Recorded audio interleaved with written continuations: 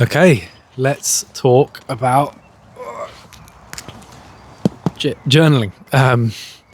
Yes, but not in the way that you've heard it described or explored before, hopefully.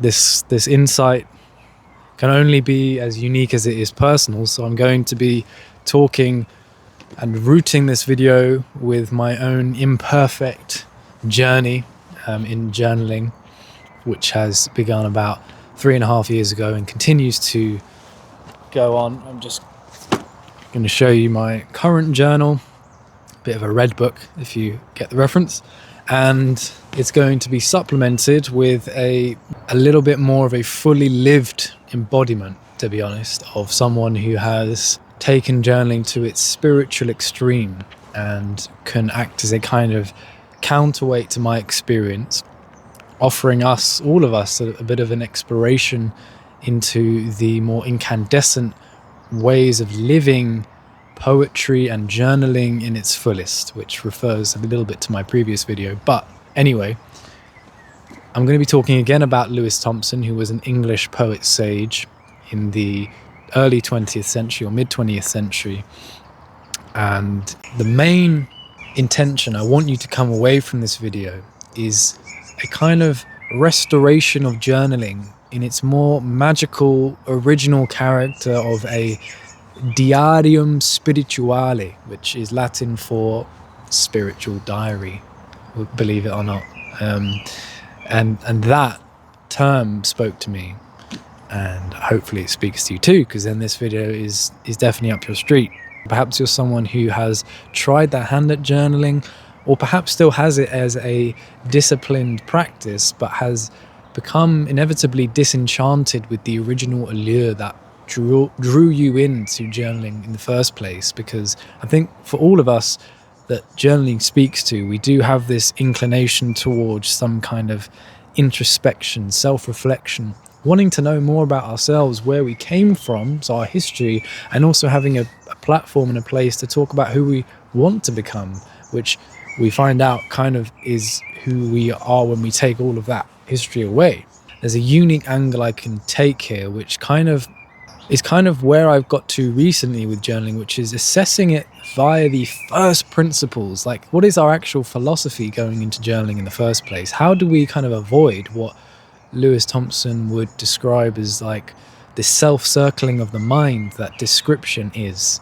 You know, journaling can be quite a subtly cunning tool for the ego to keep us entrapped in indulging within our own story and perpetuating habits and feelings, and as I said, self-circling, which actually, even getting that down on paper is cathartic in itself. So I will talk about that as well, but there's a kind of an elevation. That's the whole point of this video, is to give you a more mystical or transcendent notion on journaling that perhaps you haven't come across yet, or haven't given as much will as either I, or certainly not Lewis Thompson, who we're going to use as a barometer of where we are in our life towards that will to growth, that will to reality and truth that we have to pierce our egoic noise to find. So like I said, it's very, very crucial for us to actually understand our original intention into journaling. The fundamental idea that I'm getting towards is this will to growth and be as honest with ourselves as possible. And that honesty and integrity we need in all areas of life needs to apply in journaling almost more so, while somehow containing the polarity of being able to be spontaneously playful with it. Okay, and that's kind of the antidote to that serious critical eye of the ego, and brings me into the way I'm going to split and structure this video very loosely.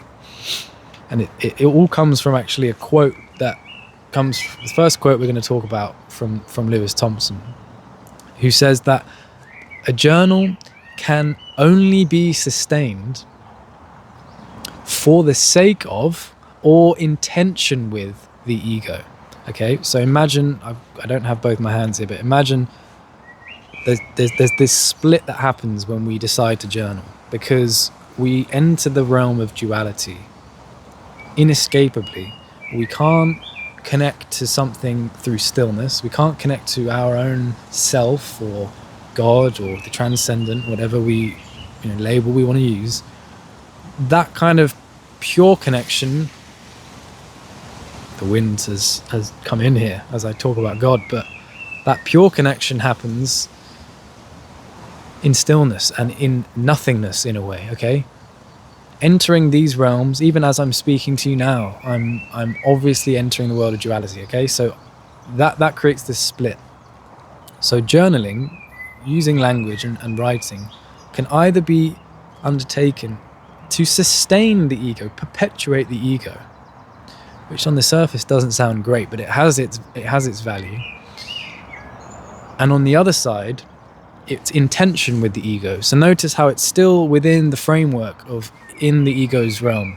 So I think that kind of sums up the first split, where we all kind of fall into immediately. The ego kind of takes us there and goes, all right, yeah, go on then. This is a chance to reinforce myself. It's like, yeah, really cunning and effective. All those patterns, all those identities we have that some part of us knows doesn't serve us.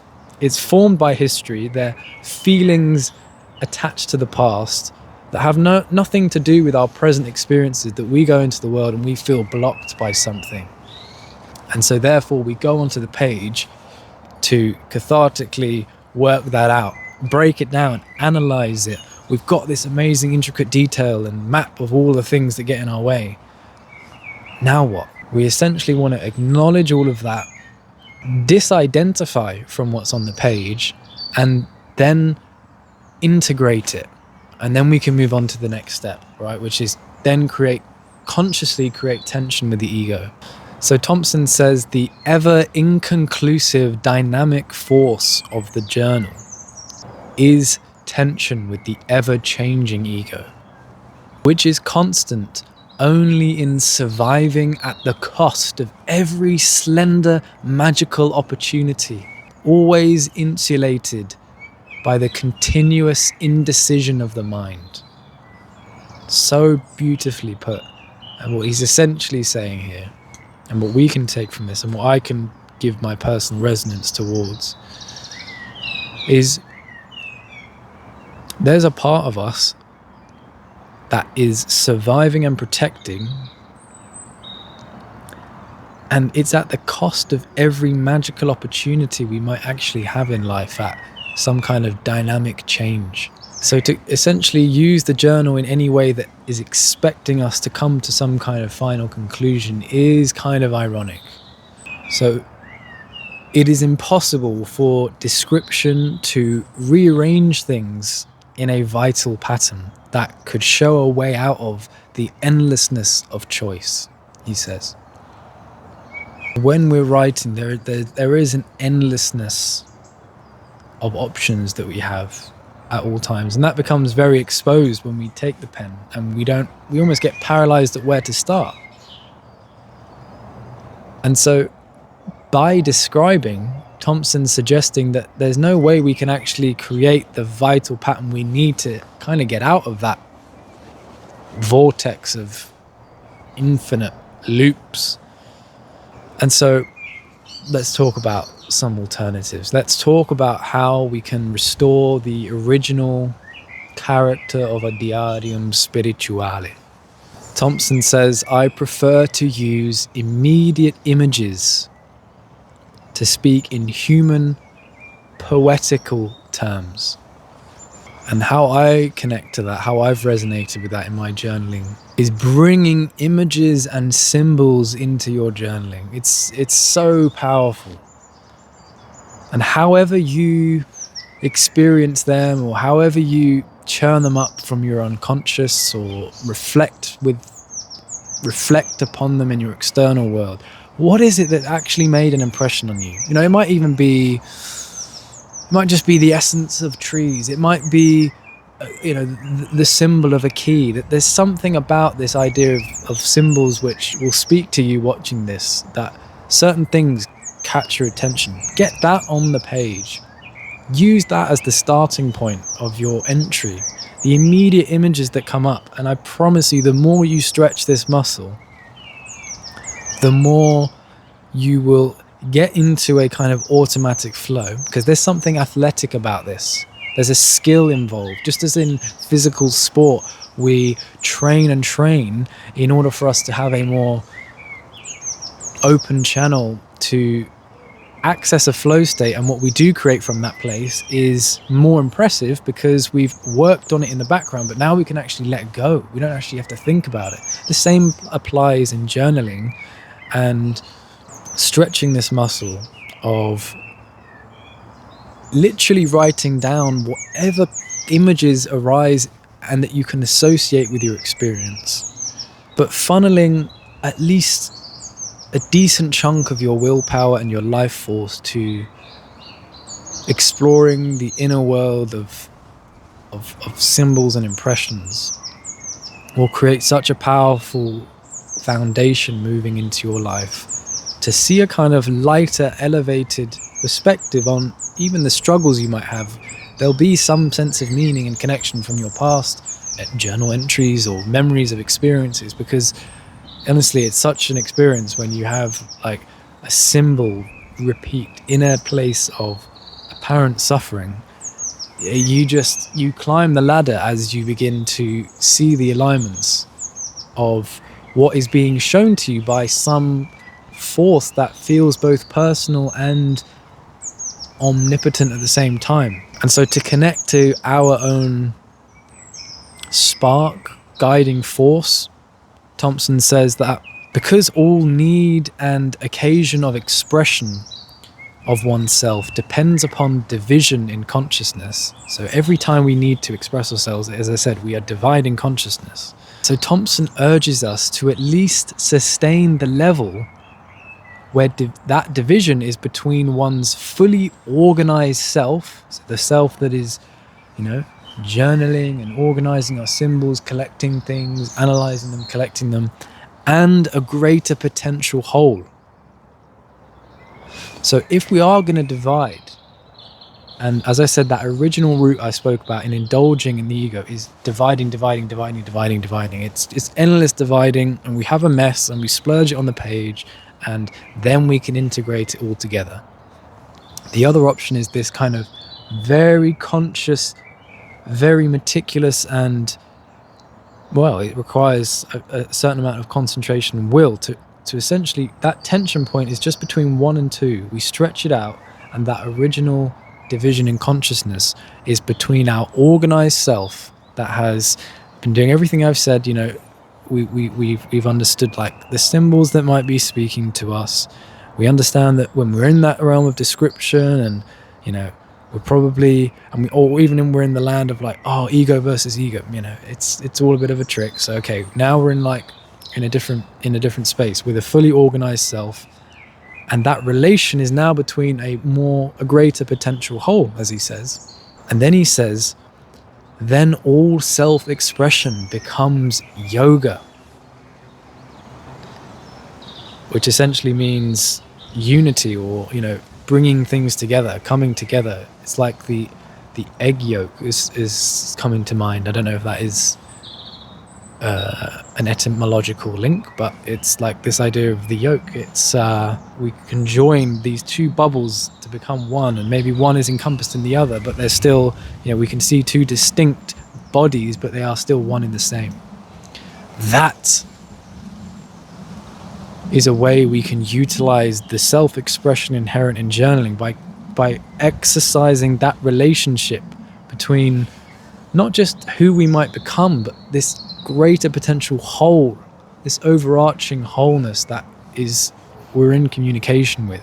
So Thompson describes the perfectly effective description as using every metaphor and the very relation between nerves, senses, mind, and imagination. Description is effective only as symbol, by restoring from imagination the purity of the object as symbol, because it's the indescribability of experience that leads us to this place that we're at now, even as a collective. And it creates these shooting potentials, these rockets of artistic peaks that people have managed to bring down for the collective to experience. But we can do that in our own personal way with journaling. We can fulfill our own unfolding myth. We can contribute to the ever-present creation of our life as poetry by relating to this greater whole within the pages, by exercising a concentration in becoming disinterested and disidentified with the need for description, and also understanding what it is when we have indulged, and flipping it to allowing immediate images and symbols to speak through. We're going to reclaim the magic and enchantment that I spoke about earlier that we may have lost with journaling, and may have been linked to a kind of an original will to grow, but that has hit a certain ceiling because we keep kind of trying to come at this original division that I was talking about.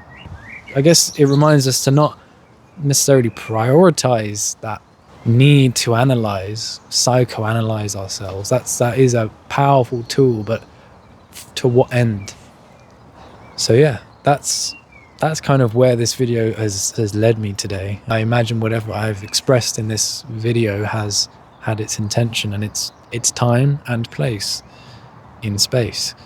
So I will explore this a lot more, given the channel name and my other socials on Instagram is Journal of Joshua, but hopefully that has enlightened us all with how we can take a more purified perspective in with us when we choose to journal, and just remember to be gentle with yourself if you are in need of that, but also be willful when these moments of awareness come in, and I will try my best at doing the same. So take that with you. Much love.